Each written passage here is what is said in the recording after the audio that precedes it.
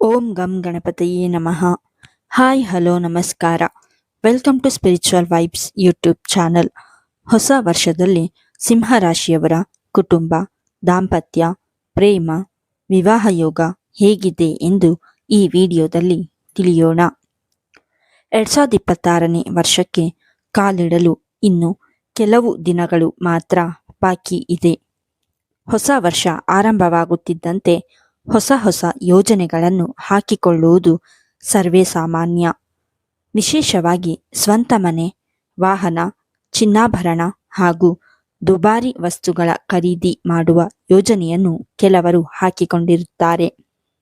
ಈ ಎಲ್ಲ ಆಸೆಗಳು ಈಡೇರಲು ಕುಟುಂಬ, ದಾಂಪತ್ಯ, ಪ್ರೇಮ, ವಿವಾಹ ಜೀವನ ಉತ್ತಮವಾಗಿರಬೇಕು. ಆರೋಗ್ಯದಲ್ಲಿ ಏರಿಳಿತ, ದಾಂಪತ್ಯ ಕಲಹ, ಕುಟುಂಬದಲ್ಲಿ ಮನಸ್ತಾಪಗಳು ಹೆಚ್ಚಾಗಿ ಹಠಾತ್ ಖರ್ಚುಗಳು ಅಧಿಕವಾದರೆ ನಿಮ್ಮ ಆಸೆಗಳು ಈಡೇರದೆ ಹೋಗಬಹುದು. ಹಾಗಾದರೆ ಜ್ಯೋತಿಷ್ಯ ಶಾಸ್ತ್ರದ ಪ್ರಕಾರ ಹೊಸ ವರ್ಷ ಸಿಂಹರಾಶಿಯವರ ಕುಟುಂಬ, ದಾಂಪತ್ಯ, ವಿವಾಹ, ಪ್ರೇಮ ಜೀವನ ಹೇಗಿದೆ ಎಂದು ತಿಳಿಯಲು ಈ ವಿಡಿಯೋವನ್ನು ತಪ್ಪದೆ ಕೊನೆಯವರೆಗೂ ನೋಡಿ. 2026ನೇ ವರ್ಷ ಸಿಂಹರಾಶಿಯವರಿಗೆ ಕುಟುಂಬ ಜೀವನದಲ್ಲಿ ಸಾಕಷ್ಟು ಬದಲಾವಣೆಗಳನ್ನು ತರಲಿದೆ.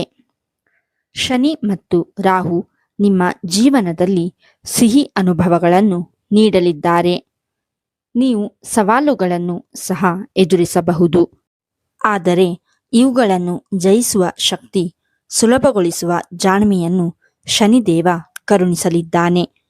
ನಿಮ್ಮ ಸಂಗಾತಿಯೊಂದಿಗಿನ ತಪ್ಪು ತಿಳುವಳಿಕೆಗಳು ಮತ್ತು ಸಮಸ್ಯೆಗಳನ್ನು ಸಂಭಾಷಣೆಯ ಮೂಲಕ ಬಗೆಹರಿಯುತ್ತವೆ. ಜೂನ್ನಲ್ಲಿ ವೈವಾಹಿಕ ಜೀವನ ಸುಧಾರಿಸಿ ಸಂತೋಷ ನೆಲೆಸುವುದು.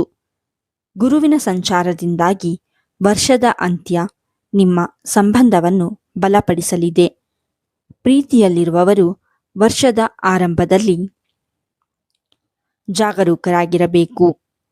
ಜೂನ್ ಮತ್ತು ನವೆಂಬರ್ ನಿಮಗೆ ತುಂಬ ಪ್ರಣಯಮಯವಾಗಿರುತ್ತದೆ.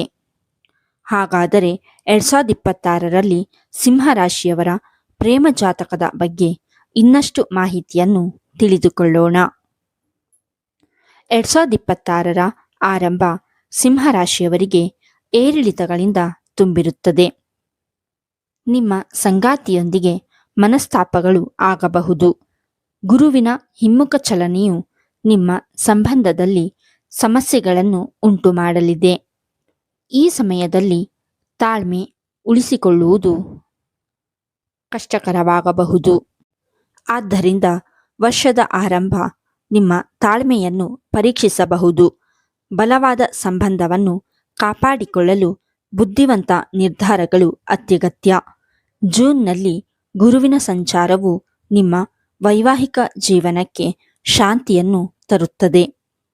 ಸಿಂಹರಾಶಿಯವರು ವರ್ಷದ ಆರಂಭದಲ್ಲಿ ಅತಿಯಾದ ಕೋಪ ಅಥವಾ ಕಠಿಣ ಭಾಷೆಯನ್ನು ತಪ್ಪಿಸಿದರೆ ವರ್ಷ ಪೂರ್ತಿ ಸಿಹಿಯಾಗಿರುತ್ತದೆ.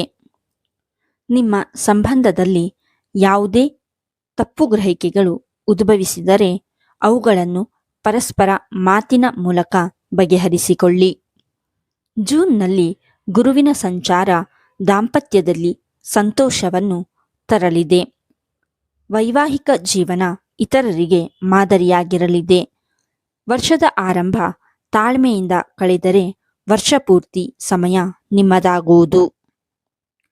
ವರ್ಷದ ಮಧ್ಯದಲ್ಲಿ ಸಿಂಹರಾಶಿಯವರ ವೈವಾಹಿಕ ಹಾಗೂ ಕುಟುಂಬ ಜೀವನ ಸಿಹಿಯಾಗಿರಲಿದೆ. ವೈವಾಹಿಕ ಸಮಸ್ಯೆಗಳು ಮತ್ತು ಘರ್ಷಣೆಗಳು ಬಗೆಹರಿಯಲು ಪ್ರಾರಂಭವಾಗುತ್ತದೆ. ಇದು ನಿಮ್ಮ ಜೀವನದಲ್ಲಿ ಸಂತೋಷವನ್ನು ತರುವುದು. ಜೊತೆಗೆ ರಾಹುವಿನ ನಕಾರಾತ್ಮಕ ಪ್ರಭಾವ ಕಡಿಮೆಯಾಗಿ ನಿಮ್ಮ ಸಂಬಂಧದಲ್ಲಿ ಗೌರವ, ಸಹಕಾರ ಮತ್ತು ಪ್ರೀತಿ ಬಲಗೊಳ್ಳುವುದು. ನೀವಿಬ್ಬರು ಪರಸ್ಪರ ಭಾವನೆಗಳನ್ನು ಚೆನ್ನಾಗಿ ಅರ್ಥ ಮಾಡಿಕೊಳ್ಳುವಿರಿ. ಕುಟುಂಬದಲ್ಲಿ ಪ್ರೀತಿ ಬಲಗೊಳ್ಳಲಿದೆ. ಮನೆಯಲ್ಲಿ ಶುಭ ಕಾರ್ಯಗಳು ಆರಂಭವಾಗುತ್ತವೆ. ಹೀಗಾಗಿ ಮನೆಯಲ್ಲಿ ಹಬ್ಬದ ವಾತಾವರಣವನ್ನು ಈ ಸಮಯದಲ್ಲಿ ನೀವು ಕಾಣುವಿರಿ.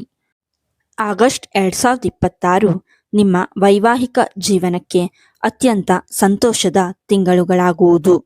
ನವ ದಂಪತಿಗಳು ಈ ಸಮಯದಲ್ಲಿ ಮಕ್ಕಳಾಗುವ ಸಿಹಿ ಸುದ್ದಿಯನ್ನು ಪಡೆಯಬಹುದು. ಜೊತೆಗೆ ಏಕಾಂಗಿಯಾಗಿರುವವರಿಗೆ ಪ್ರೀತಿ ಹುಟ್ಟುವ ಸಮಯ ಇದಾಗಿದೆ. ಶನಿಯಿಂದಾಗಿ ಶಿಸ್ತಿನ ಜೀವನವನ್ನು ನೀವು ನಡೆಸುವಿರಿ. ಅಕ್ಟೋಬರ್ನಲ್ಲಿ 2ನೇ ಬಾರಿ ಗುರು ಸಂಚಾರದ ನಂತರ ಸಿಂಹರಾಶಿ ಚಕ್ರದ ಸಂಬಂಧಗಳು ಎಂದಿಗಿಂತಲೂ ಬಲವಾಗಿರುತ್ತವೆ. ವರ್ಷದ ಅಂತ್ಯದ ವೇಳೆಗೆ ಸಂತೋಷವು ನಿಮ್ಮ ವೈವಾಹಿಕ ಜೀವನಕ್ಕೆ ಮರಳುತ್ತದೆ. ನೀವು ನಿಮ್ಮ ಸಂಗಾತಿಯೊಂದಿಗೆ ಗುಣಮಟ್ಟದ ಮತ್ತು ಸಂತೋಷದ ಸಮಯವನ್ನು ಕಳೆಯುತ್ತೀರಿ. ಪ್ರೇಮ ಜೀವನದಲ್ಲಿರುವವರಿಗೆ ಫೆಬ್ರವರಿ ಮತ್ತು ಅಕ್ಟೋಬರ್ ಒಳ್ಳೆಯದಾಗಲಿದೆ. ಈ ವರ್ಷದ ಕೊನೆಯಲ್ಲಿ 2ನೇ ಬಾರಿ ಗುರು ಸಂಚಾರ ನಿಮ್ಮ ಜೀವನದಲ್ಲಿ ಹೊಸ ಶಕ್ತಿ ಮತ್ತು ಸಕಾರಾತ್ಮಕತೆಯನ್ನು ತರುತ್ತದೆ. ಇದು ನಿಮ್ಮ ಸಂಬಂಧದಲ್ಲಿ ಪ್ರೀತಿ, ವಿಶ್ವಾಸ ಮತ್ತು ಗೌರವವನ್ನು ಹೆಚ್ಚಿಸುವುದು. ನೀವು ನಿಮ್ಮ ಸಂಗಾತಿಯೊಂದಿಗೆ ಗುಣಮಟ್ಟದ ಸಮಯವನ್ನು ಕಳೆಯುತ್ತೀರಿ. ಸಿಂಹರಾಶಿಯವರು ಈ ವರ್ಷ ಮದುವೆಯಾಗುವ ಅಥವಾ ತಮ್ಮ ಸಂಬಂಧವನ್ನು ಮುಂದಕ್ಕೆ ಕೊಂಡೊಯ್ಯುವ ಬಗ್ಗೆ ಯೋಚಿಸುತ್ತಿದ್ದರೆ ಸ್ವಲ್ಪ ಸಮಯ ತಡೆಹಿಡಿಯುವುದು ಉತ್ತಮ. ಈ ಸಮಯ ನಿಮಗೆ ಅನುಕೂಲಕರವಾಗಿರುವಂತೆ ಕಾಣುತ್ತಿಲ್ಲ.